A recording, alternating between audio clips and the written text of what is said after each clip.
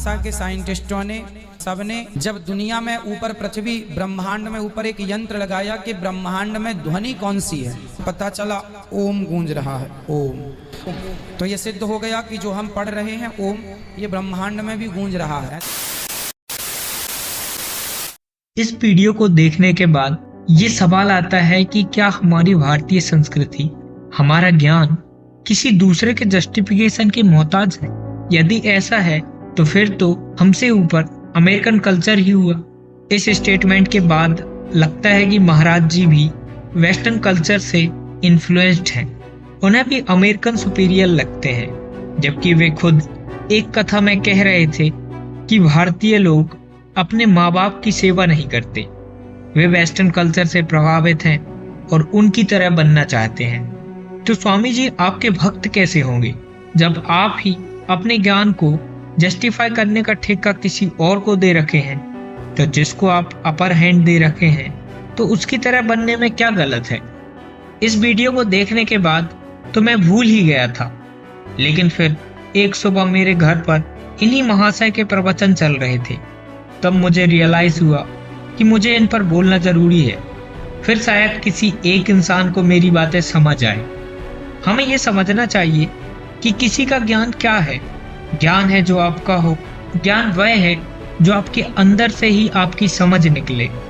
आधा अधूरा ज्ञान तो इसे ही कहते हैं, जो स्वामी जी ने अभी थोड़ी सूचनाएं और जानकारी इकट्ठी करके एक अजीब सी बात कह दी। तो क्या आपको शिव के बोलने पर विश्वास नहीं आया कि इस संसार की ध्वनि ओम है? ऐसे कथावाचकों को आप ज्ञानी नहीं समझ सकते, क्योंकि इनकी कथाएं इनके स्वयं के अनुभव से नहीं है। जैसी कथाएं ये आपको बताते हैं वे सभी आपको धर्म ग्रंथों में मिल ही जाएंगी, और ज्यादातर बातें तो हमें पता ही होती हैं। जो कथाएं आपको आज तक नहीं बदल पाई वे आगे भी नहीं बदल पाएंगी, और इसकी वजह यह है कि इन कथाओं को आपने खुद ने नहीं पढ़ा। अगर आप पढ़ते तो खुद से सोचते, क्योंकि हमारे सभी धर्म ग्रंथों में सोचने के लिए जगह छोड़ी गई है कि आप इन कथाओं को अपने विचारों से समझ पाएं, आप समझ सको सभी कहानियों को। हमारे धर्म ग्रंथों में सोचने की जगह दी गई है, इसलिए हमारे धर्म ग्रंथों पर टिप्पणियां की गई।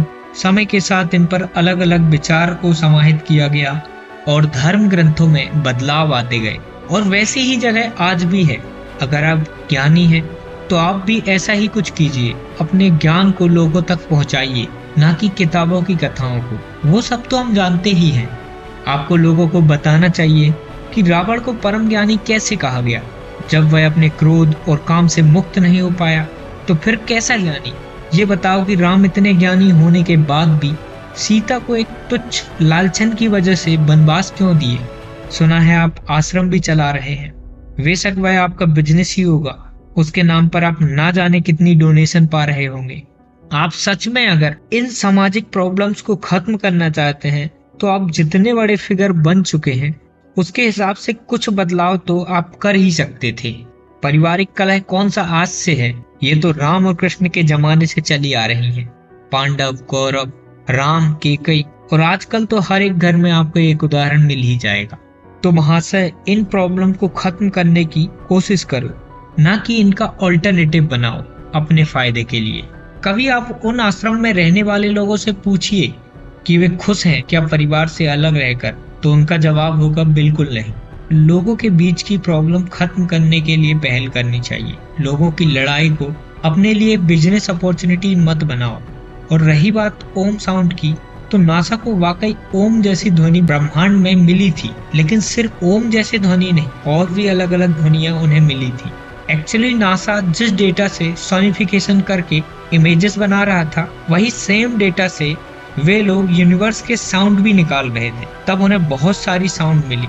उन्हें ओम के साथ और भी अलग अलग साउंड मिली, जैसे कुछ साउंड चाइनीज म्यूजिक से रिलेटेड, और भी अलग अलग इंस्ट्रूमेंटल साउंड उस रिसर्च में मिली थी। किसी भी इंसान को गुरु मानने से पहले देखें कि वह रास्ता बता रहा है या खुद से जोड़ रहा है। जो खुद से जोड़ रहा है वह केवल अपना धंधा बढ़ा रहा है, और जो रास्ता बता के आपको अकेला छोड़ दे कि अब आगे की यात्रा तुम्हारी है, वही असली गुरु।